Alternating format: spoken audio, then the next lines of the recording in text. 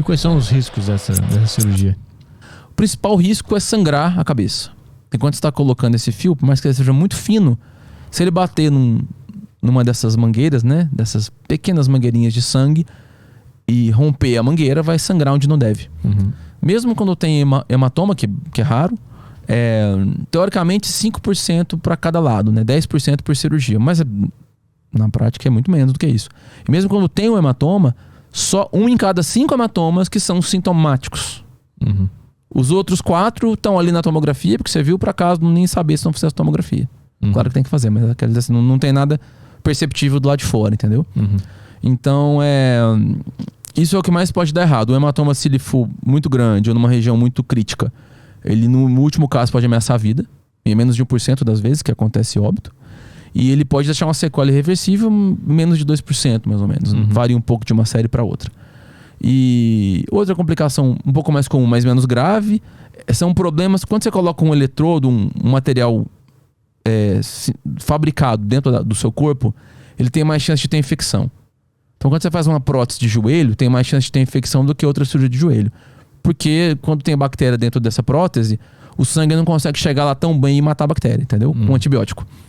Então, se eu tiver com infecção aqui no meu músculo e tomar antibiótico, vai chegar aqui e vai provavelmente matar a bactéria. Agora, se tiver uma prótese, vai ser mais fácil ela penetrar. Então, como tem prótese, a chance de infecção é um pouco maior do que uma cirurgia normal. Mas mesmo assim, fica entre 5% a 10% na literatura médica de risco de problemas com material implantado. E também, na minha prática, eu vejo menos do que isso. Não é prazo que eu quero usar, mas assim, o cara tem que ficar voltando no médico pra ver se o eletrodo tá tudo certo, ou é uma coisa que o cara fez a cirurgia e agora pode viver sem se preocupar mais? Ele tem que voltar. Quando a gente coloca esse eletrodo, por mais que a gente teste lá na hora da cirurgia, a gente desliga depois. Porque o simples fato de colocar o eletrodo no cérebro já é terapêutico. Já começa a tratar. Só que isso passa. Esse efeito temporário terapêutico de só colocar o eletrodo, ele passa. Como é que é o placebo? Não. É porque tem uma mínima...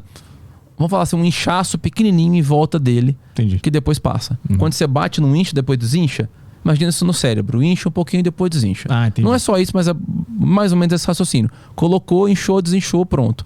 Enquanto inchou... Como a parte que inchou é uma parte que estava fazendo bagunça, ajuda, entendeu? Chama efeito de lua de mel. O efeito de stunning effect em inglês, que a gente chama.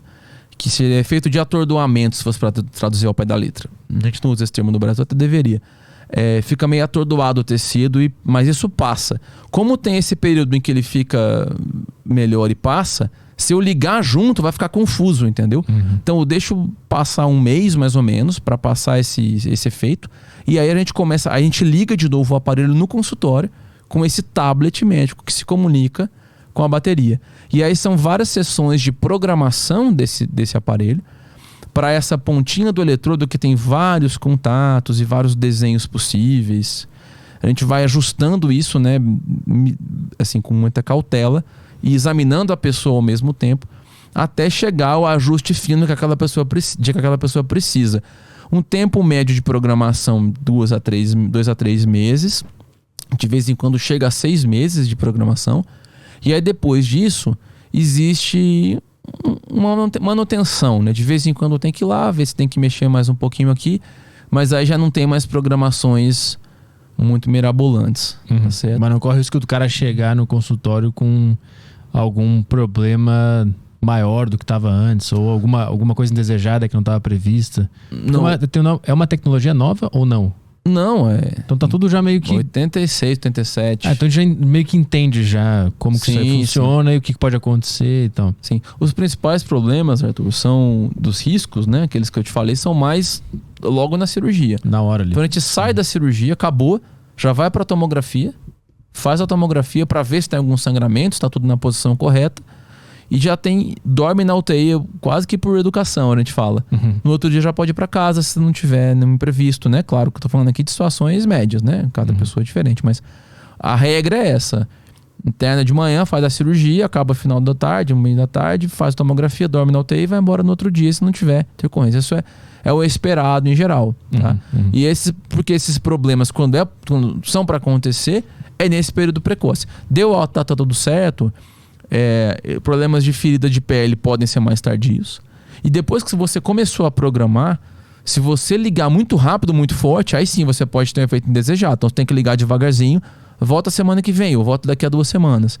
Por isso que demora alguns meses para chegar à programação perfeita. Eu já sei onde é que eu tenho que colocar para ficar melhor, mas eu não posso já colocar direto uma força muito grande.